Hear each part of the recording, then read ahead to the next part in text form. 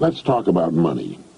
Men and women have been concerned about money since the first coin was fashioned in Asia Minor about 700 B.C. You might say that money's like good health, in that we're concerned about it to the extent that we don't have it. The purpose of this message is to get down to basics, to clear the air surrounding the entire subject of money.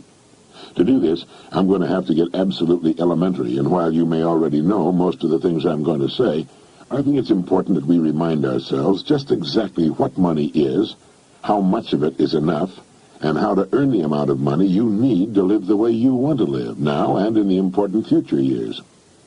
To begin, let's get rid of the old myth, once and for all, that money is bad or unimportant. It is not bad, and it is important, vitally important. It's just as important as the food and clothes it buys, the shelter it affords, the education it provides, and the doctor's bills it pays. Money is important to any person living in a civilized society. To argue and split hairs to the effect that it's not as important as other things is absurd. Nothing will take the place of money in the area in which money works. That's all there is to it. What is money? Money is the harvest of our production. Money is what we receive for our production and service as persons, and which we can then use to obtain the production and service of others. We can quite often accurately gauge the extent of our production and service by simply counting the amount of money we receive for it. You will still hear people say, money won't bring happiness. The earning and possession of money has brought a lot more happiness than has poverty. Money's a warm home and healthy children. It's birthday presents and a college education. It's a trip abroad and the means to help the older people and the less fortunate. We're not saying that piling up a lot of wealth is important. What we are saying is that money is important because it's the only reward which is completely negotiable and can be used by everyone. Look at it this way. A diamond is more valuable than a lump of coal, yet that's exactly what a diamond was at one time. And just as a lump of coal can be transformed into one of the world's most valuable objects, a human being can vastly increase his own value to the world. Try to remember this formula. The amount of money we receive will always be in direct ratio to the demand for what we do, our ability to do it, and the difficulty of replacing us. A highly skilled human being is worth more money in our economy than a person who is not highly skilled and who can be easily replaced. This is not to say that one person is any better than any other person. Remember that in this message we're only talking about money, nothing else. This is why there are few limitations on a person within his company and industry. His income will be in exact proportion to the demand for what he does, his ability to do what he does, and the difficulty of replacing him. That's why the whole idea of trying to get something for nothing is ridiculous and won't work. A top jockey will earn upwards of $200,000 a year, which will represent 10% of the winnings of the horses he rides. You might say riding a horse serves no useful purpose. But the demand is there, useful or not. It's the same with a star in show business. His or her income will very accurately reflect the demand for what he or she does. And that's why preparation for life is so important. Luck has been defined as what happens when preparedness meets opportunity. A great opportunity will only make the unprepared, the unqualified, appear ridiculous. For every one of us, opportunities are all around us. Our ability to see them will depend, in large part, on how well we have prepared ourselves. Now, how do you stack up in this regard? Now, while this may sound elementary, you'd be amazed at the number of people who want more money, but don't want to take the time and trouble to qualify for it. And until they qualify for it, there's no way on earth for them to earn it. It's like the person who wants a good-looking figure but doesn't want to stay on a diet long enough to get it. To 9/10 of the world's population, the average North American is already rich. There's a greater difference between the standard of living of most of the world's population and our average worker than there is between the standard enjoyed by our average worker and the richest man in the country. Our working man has just about everything the wealthiest man has, only smaller. He has a home, car, often two of them, radio, TV, savings account, debts. They're just smaller. His food is as good and just as plentiful. His bed is just as comfortable. His home is just as warm in the winter. He has exactly the same amount of time, and just as much, maybe more, freedom. His life expectancy at birth is 70 years, For the rest of the world, on the average, it's less than 40. With only a fraction of the world's population, we in the free world have half of the world's total money income. We have more than 2/3 of all the automobiles on Earth. So in talking about money, let's understand that we're already rich as people.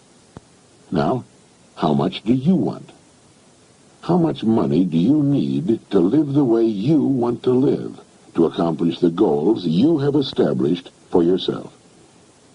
Most people think they want more money than they really do, and settle for a lot less than they could earn if they went about it the right way. The world will pay you exactly what you bargained for, exactly what you earned, but not a penny more. You remember the poem that goes, "I bargained with life for a penny, and life would pay no more"? Well, that's about it. We will receive not what we idly wish for, but what we justly earn. Our rewards will always be in exact proportion to our service. If you don't like your income, you must devise ways and means of increasing your service. And this is an individual thing. No one can do it for you, although you can get ideas from others. Your service must come out of you, your mind, your abilities, and your energy. A strong man cannot make a weak man strong, but a weak man can become strong on his own by following a specific course of action for a sufficient length of time. And a man who's already strong can become a lot stronger. It's the same with this business of money.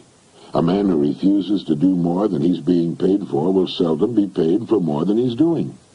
You may have heard someone say, "Why should I knock myself out for the money I'm getting?" Now, it's this attitude which, more than anything else, keeps a person at the bottom of the economic pile. He doesn't understand that only as we grow in value as persons will we receive the increased income we seek. If we try to stand still in our work, and millions do, we'll never know the rewards, nor the joy of accomplishment and the personal satisfaction and peace of mind which come only to the person of unusual achievement. There are two distinct steps we must take. First, we must decide how much money we really want. Once this decision is made, the second step is to forget the money and concentrate on improving what we now do until we've grown to the size that will fit and naturally earn the income we seek. Once we're fully qualified for the amount of money we decide to earn, we'll soon find ourselves earning it. And we'll also discover that with our new powers and abilities, it's no more difficult, perhaps even less difficult, than what we're now doing for the money we're now earning. Now ask yourself, how much money am I perfectly willing to earn, realizing that the amount I earn will be in exact proportion to my skills, the demand for what I do, and the difficulty of replacing me? There are really three amounts of money every person should decide upon. One, the yearly income he wants to earn now or in the near future. Two, the amount of money he wants to have in a savings and or investment account. And three, the amount of money he wants as retirement income, whether he ever retires from active work or not. Now, it's here that most people make a very serious mistake. They never decide on any one of these three amounts of money. If you will decide on these three amounts, and if you will write them on a card to carry with you or put someplace where you can review it from time to time, you will automatically have placed yourself in the top 5% of the people. You will have a plan for your future, a blueprint for future financial accomplishment. You will know where you're going, and if you're serious about it, you will most certainly get there. You see, the trouble with people is not in achieving their goals. They can do that. It's in not setting goals that people get in trouble. They leave it to chance and find out sooner or later, and to their sorrow, that chance doesn't work, that they've missed the boat. It's estimated that only 5% decide on the money they'll earn, and then grow as persons into the size of the incomes they seek. They thus take their lives, their fortunes, and their futures into their own hands as they should, and accomplish their goals right on schedule all the years of their lives. You can do the same thing, and you can do it starting right now. There are two kinds of people where money's concerned. There are the majority who cut back on their wants to fit their incomes, and there are those free spirits in the minority who make their incomes fit their wants. Now, which is best for you? You must decide. Ben Franklin gave us the secret to wealth. He said the road to wealth lies in augmenting our means or diminishing our wants. Either will do, but the quickest way to wealth is to do both at the same time. Now, when you write down the yearly income you mean to earn, you no doubt know whether or not it's average for the work you're in or above average. The chances are good that the figure you'll decide upon will be above average, perhaps quite a bit above average. That's good. Now ask yourself, who in my line of work is now earning that kind of money? If you know, you'll have a good idea of what you have to do in order to earn it. Now, this is exactly how men move from the ranks into positions of top authority with corresponding incomes. I have no way of knowing your line of business. Regardless of the business you're in, it needs new leaders, men to come up in the years ahead. Everything is expanding, getting larger, and with the increase in size and scope, the most desperate need is for the dedicated, able person who can learn to lead the field, and to lead others as well. Some of the top executives in the nation today were once accountants, shipping clerks, struggling lawyers, service station attendants, salesmen far out in remote territories, sales clerks, mailroom boys, mechanics. You cannot think of a position from which people have not climbed to the top. Understand what I'm going to say, and it'll bring you and yours everything you want. It's not the job, it's the person. It's not your present circumstances which count, but the circumstances you make up your mind to achieve that are important. The only limit on your income is you. And the income you decide upon can be achieved within the framework of your present work, industry, or profession, where you already have a start and a place.